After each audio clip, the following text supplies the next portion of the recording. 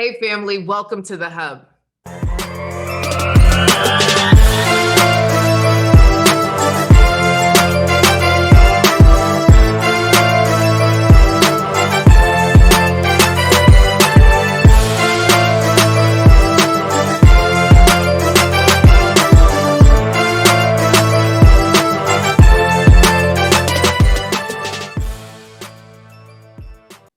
I'm so excited. Today I have Jackie, the real estate investor from LA. Welcome, Jackie. How you doing, girl? How are you? How's everything going? Going really good. So, Jackie, we're nosy here at the Coach Cash Show. So tell me a little bit about your love journey. Well, it's been a journey, let's put it this way, to say the least. I, like a lot of career women, put off relationships for several years and decided that it's time.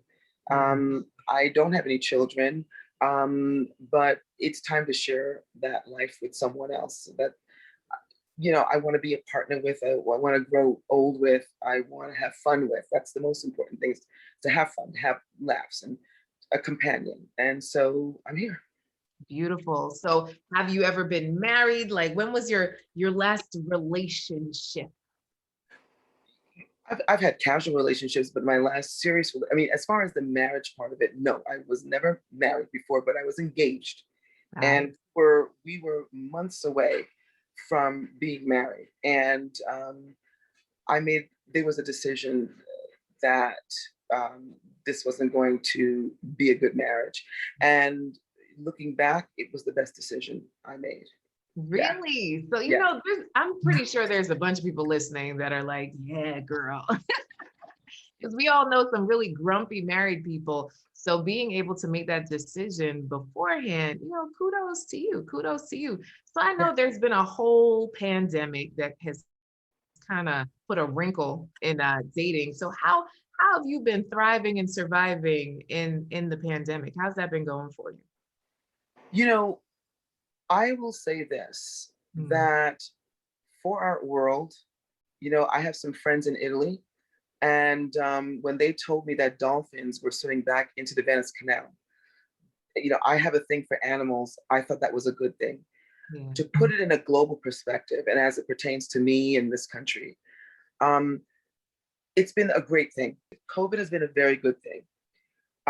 I have, like I said, my family spend more time with them, which is great. I have a niece and nephew. They're twins. They're 9 years old, and I've been around.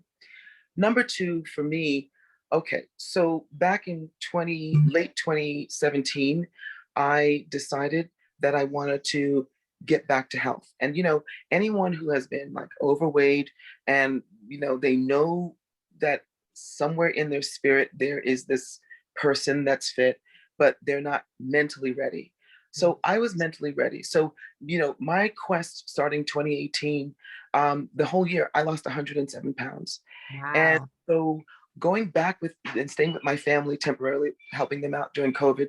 My mother is Jamaican. And so if anyone who has Caribbean roots, Jamaican people, I'm born in New York, but I was born on rice, I like to say. I'm half Cuban, half Jamaican.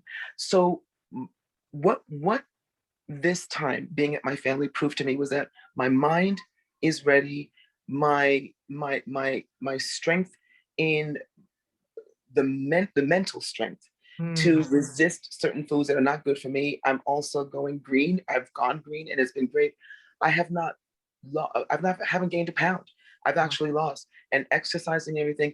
Of course, I miss weightlifting. Of course, miss the camaraderie in my circuit training. But I found alternative ways, which is what I think has been good for everybody in this world, is alternative ways. It's like we don't even have to work in an office anymore, but be effective at home, and everything is good.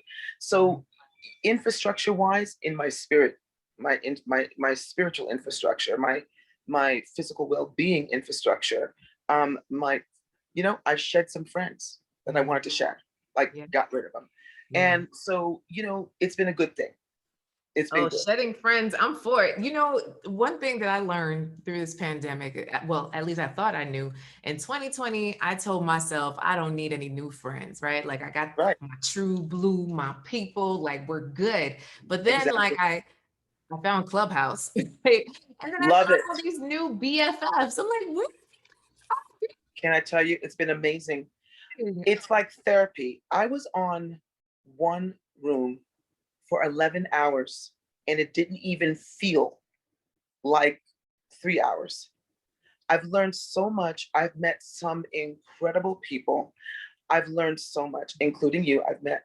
It's been an amazing experience where people are listening to one another, different opinions. And I think that's a problem in this country, that we're not really listening to people, even though their views, their thoughts may be opposite of ours. We've got that cancel culture nonsense. And so that setting, I think is probably one of the best. Yeah. Yeah. Yeah. So It's been one of the therapy. biggest things, and this is not a Clubhouse plug, but I was just noticing this the other day. When you see the lineup of different rooms, right?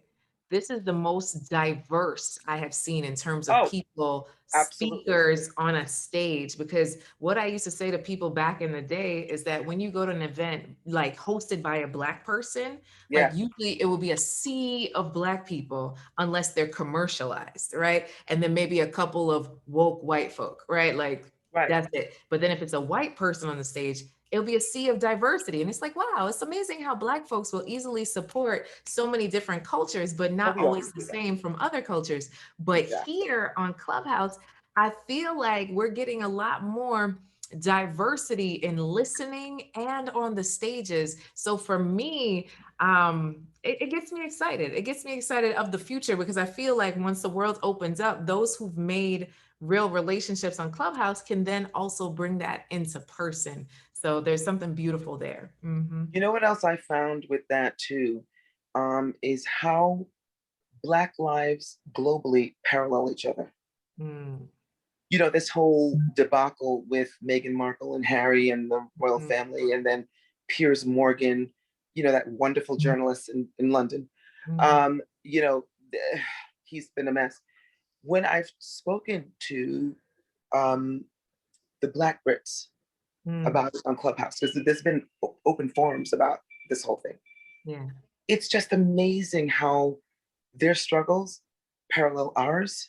Mm. And, you know, we saw it last year during the George Floyd and the whole Black Lives Matter. I mean, they were out there, you know, marching and Yeah. supporting us. And it was like hands and feet time over there, too.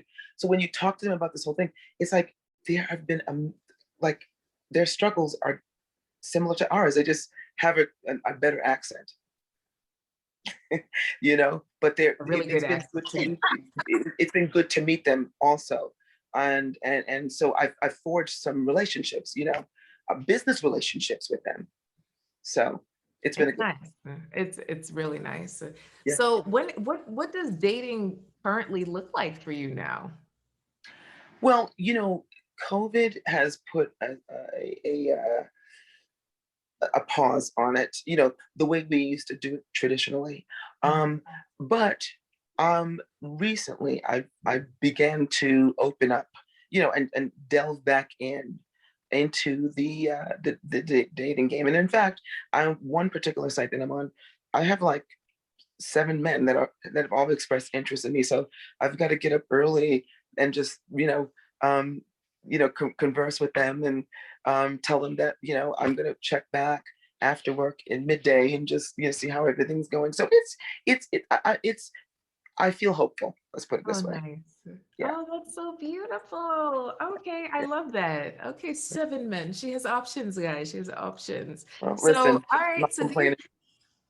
do you have a question for me? Yes, I have a question for you. So, what do you think? What I've been finding on these sites, not all, but some men, they always want they want someone who's physically fit. They have all this criteria, right? Mhm. Well, when you look at their site, they only give you one picture. It's usually with just their head, you know, but always been advised for the women to have a couple of photos from head to toe. And it's like, why, how do you approach this without judging? How Oh, do you do that? the judgment is there and the judgment is real. And no matter what, we're going to judge. And what we found just statistically, the older men get, the worse their pictures get. Oh my God. It's like, why is this so bad? Like, I don't know why they can't take a selfie properly, and it always has to be in the bathroom. Like, it's very strange. So my last interviews was actually with a married couple that met online, and he thought it was funny that he took a picture with a frying pan with like a raggedy t-shirt on. And Can she's I just tell you like, something, huh? Coach? Can I tell you something, Coach? There Yeah. was one picture, I swear to you, his only photo was like this. Oh no, not with That's a what he did. silly face. How do you take that seriously? How do you look at that picture and say, I want him? Like you know, or they take a picture and they say their age is 58, but clearly with that Coogee sweater on, that was back in the 80s. How do you say, I want you? Seriously. And please don't have 12,000 wrinkles on your face and say you're 43. You're not a Sharpay.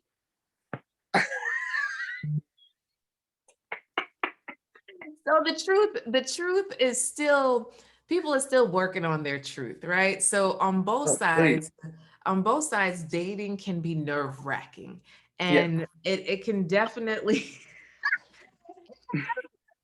um, be intimidating. So for the silly face, is the person more with a class clown kind of personality, and he's like, hey, if you laugh like with this, maybe you'll laugh with something else, right?